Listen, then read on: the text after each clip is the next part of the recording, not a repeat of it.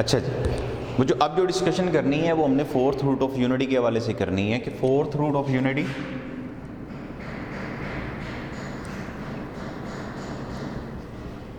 ये आपके पास क्या होती है, ठीक है। तो फोर्थ रूट ऑफ यूनिटी आपके पास होता है 1 -1 आयोटा माइनस आयोटा। तो ये बेसिकली आपके पास क्या होते हैं, फोर्थ रूट ऑफ यूनिटी, ठीक है। अब इसकी प्रॉपर्टीज देख लेते हैं। इसमें आपके पास क्या होता है कि इनका जो सम होता है, sum of fourth root of unity is 0, ठीक है। कि इनका जो सम होता है वो आपके पास क्या होता है 0, एंड प्रोडक्ट ऑफ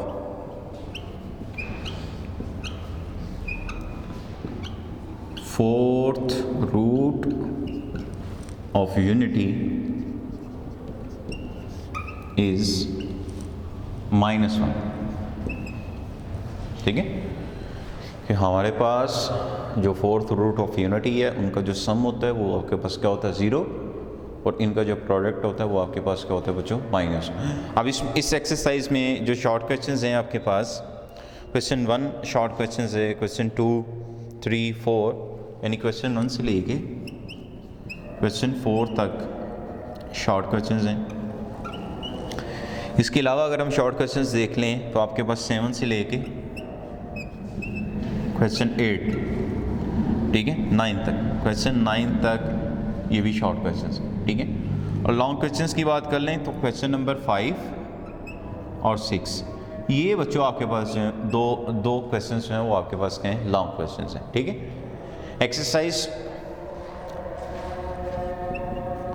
1.5 इसका क्वेश्चन नंबर ओनली 1 करना है हमने, ठीक है। और ये 1 जो है वो आपके पास सिर्फ और सिर्फ शॉर्ट क्वेश्चन। तो ये एक ओवरऑल डिस्कशन है बच्चों हमारे पास चैप्टर 1 के हवाले से, कि चैप्टर 1 में हमने जो चीज़ें डिस्कस करनी हैं वो आपके पास कॉम्प्लेक्स नंबर है, ठीक है। इसका मल्टीप्लिकेटिव इन्वर्स क्या होता है, इसका स्क्वायर रूट हम कैसे फाइंड आउट कर लेते हैं, ठीक है।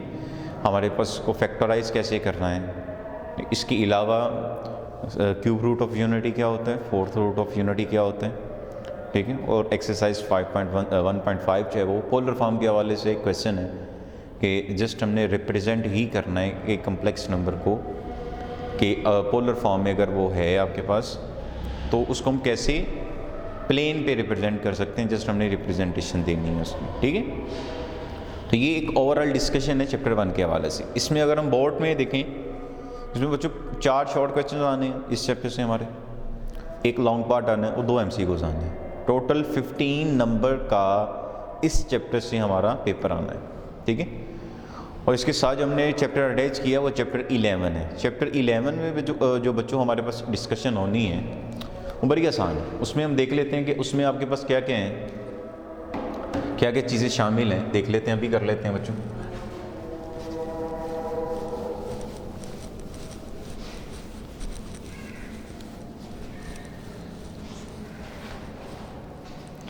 चैप्टर नंबर 11 जिसका टाइटल आपके पास इसका टाइटल है बच्चों आपके पास functions and trigonometric functions, metric function and their graph.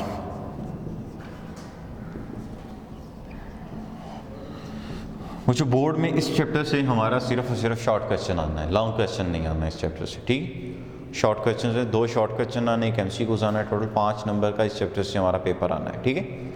अब इसमें अगर हम ट्रिग्नोमेट्रिक फंक्शन देखें बच्चों, ट्रिग्नोमेट्रिक फंक्शन टोटल हमारे पास 6 हैं, sine theta, cos theta, tan theta. Sine का जो उलट वो आपके पास कोसेकेंट थीटा, कॉस का जो सीकेंट थीटा, टेन का जो है वो आपके पास क्या है, cot theta. These are total 6 functions and these 6 functions are known as a trigonometric function.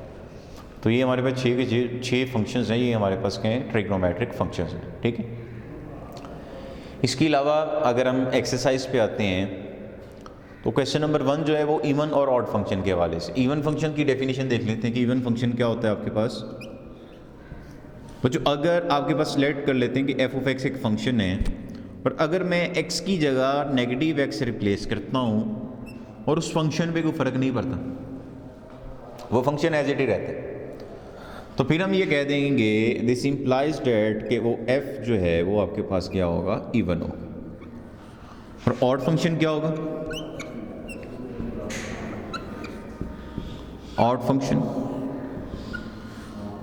Function अगर आपके पास x की जगह नेगेटिव x रिप्लेस करें और नेगेटिव बच्चों बाहर आ जाए तो तब हम ये कह देंगे कि f जो है वो हमारे पास क्या होगा, ऑड फंक्शन होगा, ठीक है। अच्छा जी, अगर इन दोनों के अलावा कोई नई सूरत हाल बनती है, यानी वो ना तो वो फंक्शन रहता है ना ही नेगेटिव बाहर आता है, देन क्या होगा, देन हम ये कह देंगे कि ना तो भी वो फंक्शन आपके पास इवन है ना आपके पास क्या होगा, ऑड। ओनली इवन और ऑड के हवाले से आपने माइंड में रखना है कि x की जगह नेगेटिव x रिप्लेस करें, फंक्शन पे कोई फ़र्क ना, तो फंक्शन इवन है, ठीक है। और अगर यही नेगेटिव बाहर आ जाए तो वो फंक्शन आपके पास क्या हो जाएगा, ऑड फंक्शन हो जाएगा, ठीक है। इसमें इसके अलावा ये बच्चों क्वेश्चन नंबर 1 की स्टोरी है। Question number 1 exercise 11.1, question number 1 में हमने जस्ट इवन और ऑड फंक्शन के हवाले से डिस्कशन करनी है, तो ये सारा का सारा आपके पास क्या है, शॉर्ट क्वेश्चन है, ठीक है। क्वेश्चन नंबर 2 पीरियड के हवाले से, क्वेश्चन नंबर 2 ये भी शॉर्ट क्वेश्चन है। पीरियड ऑफ फंक्शन ये आपके पास क्या होता है, ये देख लेते हैं, पीरियड ऑफ फंक्शन।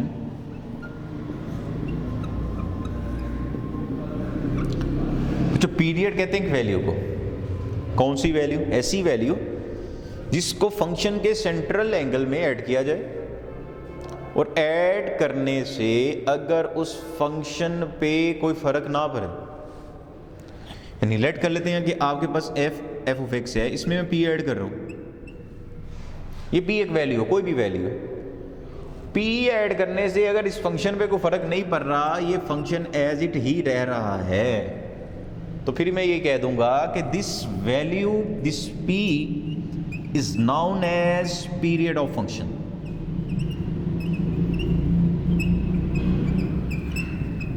तो पीरियड ऑफ फंक्शन आपके पास क्या होगा कि एक ऐसी वैल्यू जिसको फंक्शन के सेंट्रल एंगल में ऐड किया जाए और उस फंक्शन पे कोई फर्क ना पड़े, देन वो वैल्यू आपके पास क्या कहलाएगी, पीरियड ऑफ फंक्शन कहलाएगी, ठीक है। आप ट्रिग्नोमेट्रिक फंक्शन में साइन, कॉस, सीकेंट, कोसीकेंट, इसका जो पीरियड है वो आपके पास क्या है बच्चों, 2 पाई है, एंड टेन और कॉट, इसका जो पीरियड है वो आपके पास क्या है, पाई। तो क्वेश्चन नंबर 2 शॉर्ट क्वेश्चन के लिए इंपॉर्टेंट है, वो आपने देख लेना। इसके अलावा इसकी 11.2 हमने नहीं करनी, 11.3 जो है उसके क्वेश्चंस देख लेने आपने, उसमें हमने सिर्फ मैक्सिमम और मिनिमम वैल्यू के हवाले से डिस्कशन करनी है।